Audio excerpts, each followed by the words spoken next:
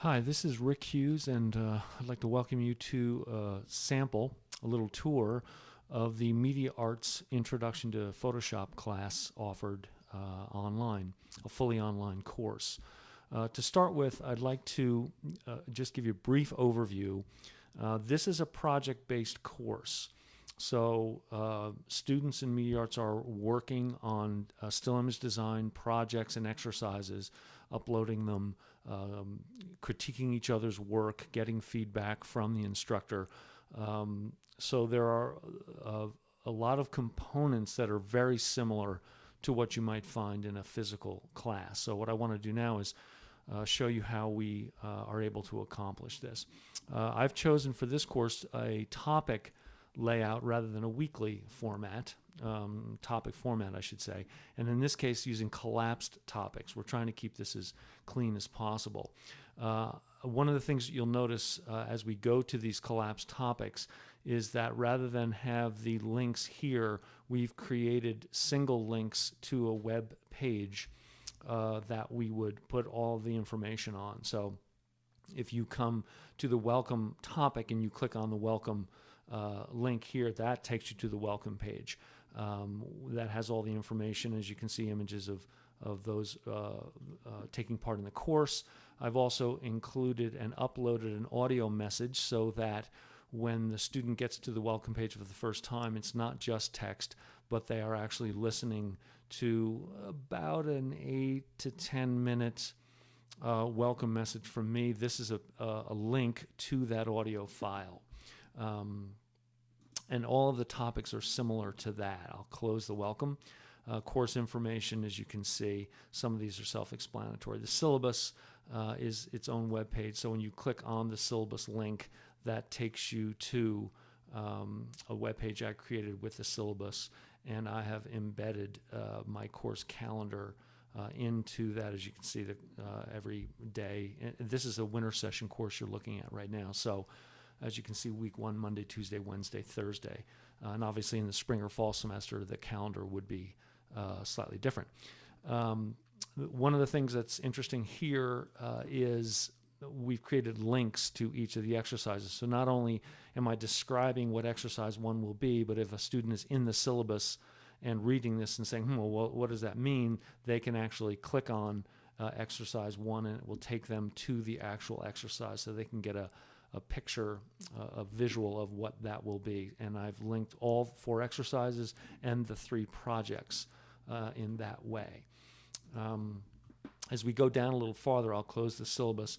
We have created quite a few tutorials. So when we're talking about specific topics, be they here's how you use this tool or that tool, or we want to look at say magazine layouts or composited images and we want to talk about them, which you might find say in an art history course or a music history course or something like that, where you would have examples of best practices and great work, and you can talk about some perceptions or perspective about that.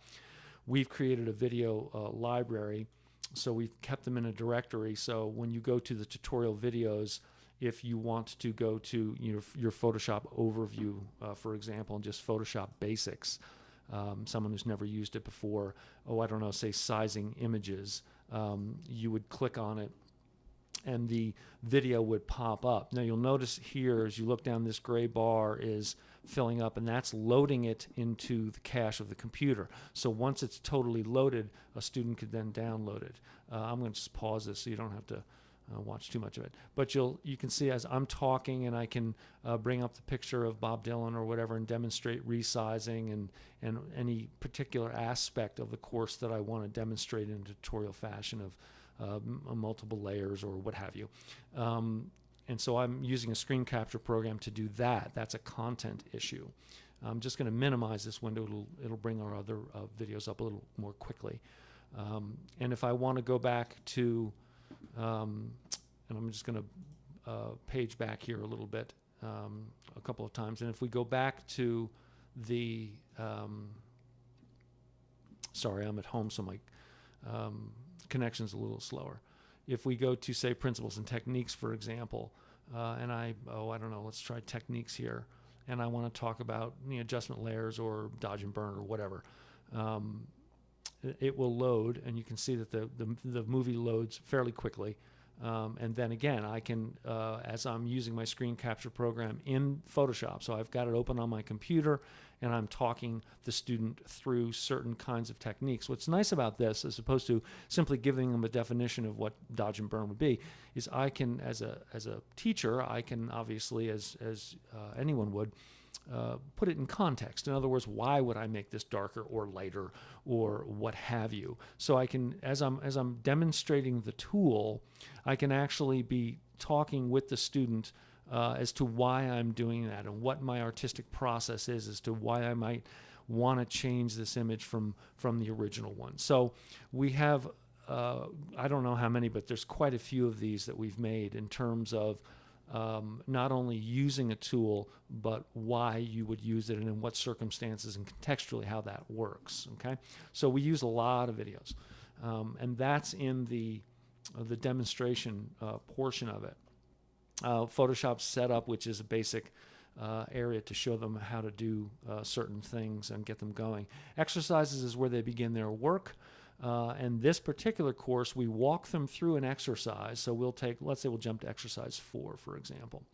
And so when you go to exercise 4, or they're all the same, you have instructions. And what we've done, again, we've linked them to the actual image that it's supposed to look like. So this is actually what their goal is, to make their magazine layout look like this one. And so from the very beginning, the second that they turn on exercise 4, it's not just text saying do this, do that, but it is a visual saying it's a visual class, saying this is in your mind from the get-go, this is what you want it to look like. And when you click on that image, we've linked that to a web page, and that is where the textual step-by-step instructions are.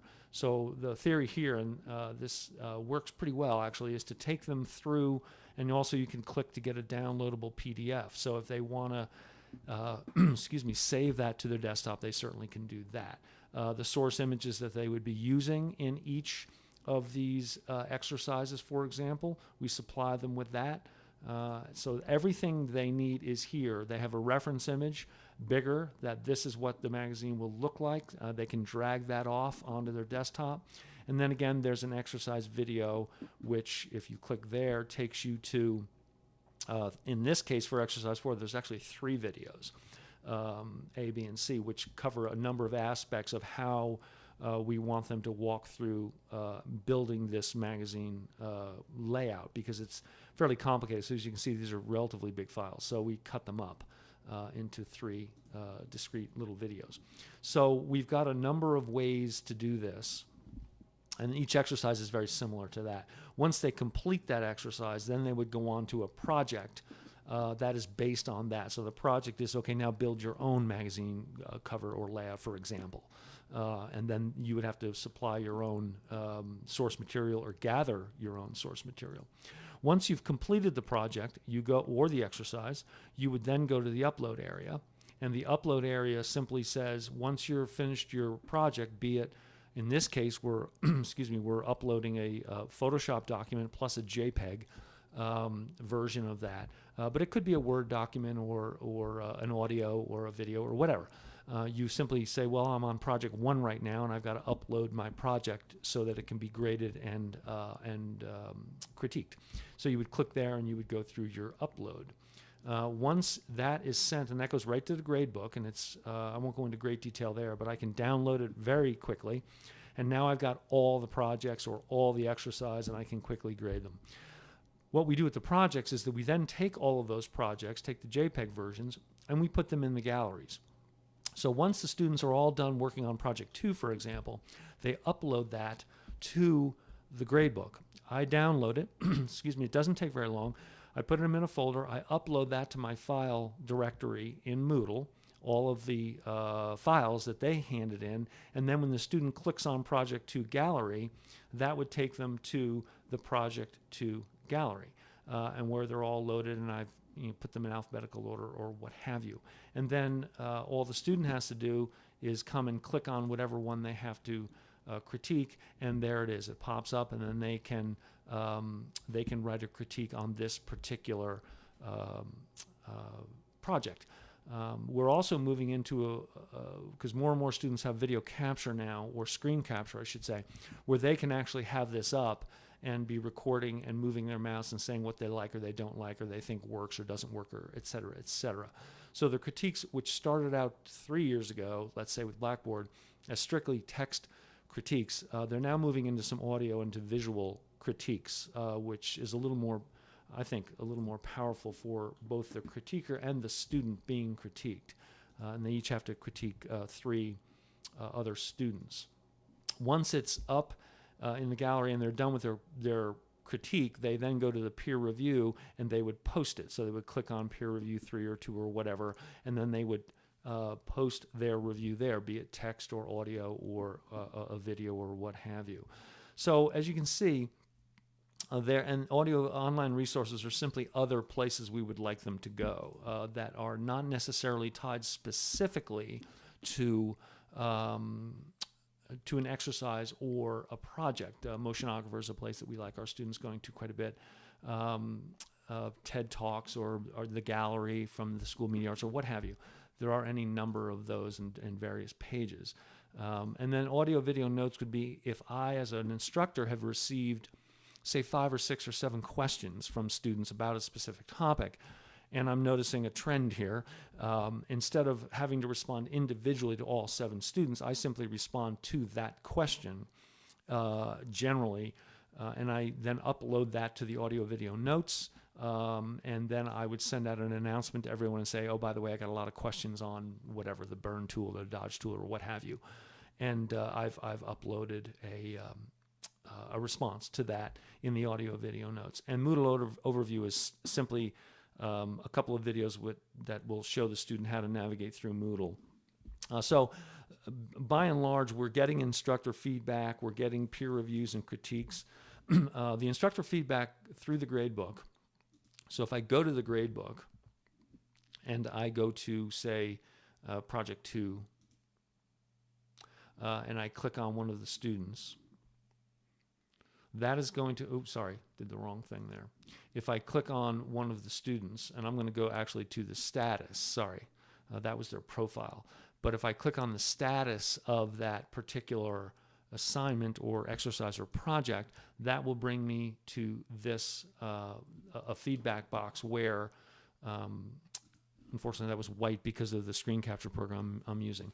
But basically that is where you would go to upload a video that's made from your screen capture program. So in other words, if a student has asked a question and they've submitted Project 2, I can actually open it up in Photoshop, move my mouse around, change a few things. I might try this, I might try that, and then simply upload that file to the feedback, and the student not only gets the grade, but gets a 2-minute or whatever video from me saying these are some of the things that I might have tried, and give a different perspective or do's and don'ts, or however you would approach that. So that's very functional, and I think students appreciate the fact that you're giving them that kind of feedback. As far as content is concerned, audio files that can be recorded in any audio program can be uploaded. Screen capture programs such as Snaps Pro, Snaps with a Z Pro, which is what we use in media arts. Camtasia is another one. There are many really effective screen capture programs. So if someone has uploaded a picture or a math equation or whatever it would be, you can actually put that in your screen and record your voice and talk about that and work through that with the student. And actually, you'd be surprised. It doesn't really take that long, and you can get quite a bit accomplished in a 1 to 2 minute video response. So there's the introduction to Photoshop. We've had very few problems in terms of students understanding how to navigate Moodle, which is, I think, terrific news. We've also had a pretty good response in terms of the interaction that students feel. They get feedback from the instructor. They get timely grading. They get peer reviews from each other. They get to see each other's work, and they don't have to wait till class to do it. So in other words, in a physical class, we have a class next Tuesday. we would have to wait until then, and then we would pop it up and we would talk about it. But now, as soon as they upload their projects, I can put them in the project gallery. So the day or two after they've submitted these projects, they're up, and these students can look at them. Plus, after they've done project 3, you'd be, surprised how many students go back and look at some earlier projects and get some ideas. So the fact that we are able to put all this stuff up online, all their work, share it with all the students, has been a really positive thing. And we've gotten a lot of really great feedback on that. You can use images, as we have here, to create a different kind of visual look. And you can also use these links, as we have, to minimize the amount of information that's within each topic.